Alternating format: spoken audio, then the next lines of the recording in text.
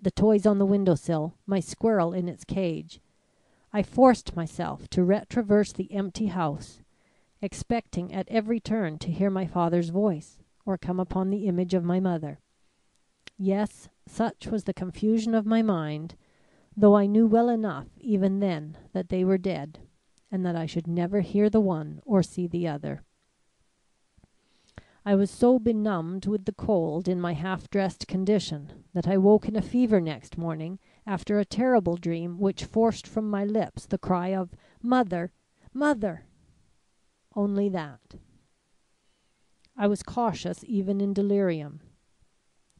This delirium and my flushed cheeks and shining eyes led them to be very careful to me. I was told that my mother was away from home. And when, after 2 days of search, they were quite sure that all efforts to find either her or my father were likely to prove fruitless, that she had gone to Europe, where we would follow her as soon as I was well. This promise, offering as it did a prospect of immediate release from the terrors which were consuming me, had an extraordinary effect upon me.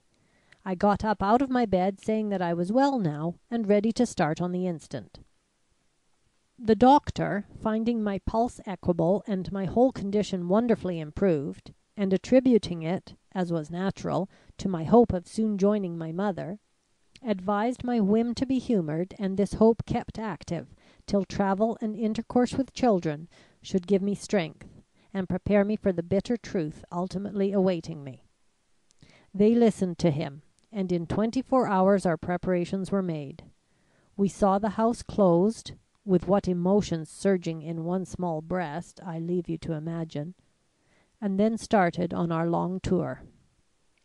For 5 years we wandered over the continent of Europe, my grandfather finding distraction, as well as myself, in foreign scenes and associations.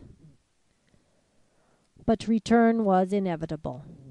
What I suffered on re-entering this house, God and my sleepless pillow alone know. Had any discovery been made in our absence, or would it be made now that renovation and repairs of all kinds were necessary? Time finally answered me. My secret was safe and likely to continue so. And this fact once settled, life became endurable, if not cheerful. Since then I have spent only 2 nights out of this house, and they were unavoidable. When my grandfather died, I had the wainscot door cemented in. It was done from this side, and the cement painted to match the wood. No one opened the door, nor have I ever crossed its threshold. Sometimes I think I have been foolish, and sometimes I know that I've been very wise. My reason has stood firm. How do I know that it would have done so if I had subjected myself to the possible discovery that one or both of them might have been saved if I had disclosed instead of concealed my adventure? A pause, during which white horror had shone on every face. Then, with a final glance at Violet, he said, "What sequel do you see to this story, Miss Strange? I can tell the past. I leave you to picture the future." Rising, she let her eye travel from face to face till it rested on the one awaiting it, when she answered dreamily, "If some morning in the news column there should appear an account of the ancient and historic home of the Van Broecklyns having burned to the ground in the night, the whole country would mourn, and the city feel defrauded of one of its treasures.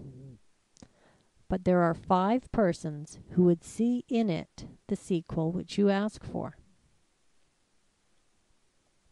When this happened, as it did happen some few weeks later, the astonishing discovery was made that no insurance had been put upon this house. Why was it that after such a loss Mr. Van Broecklyn seemed to renew his youth?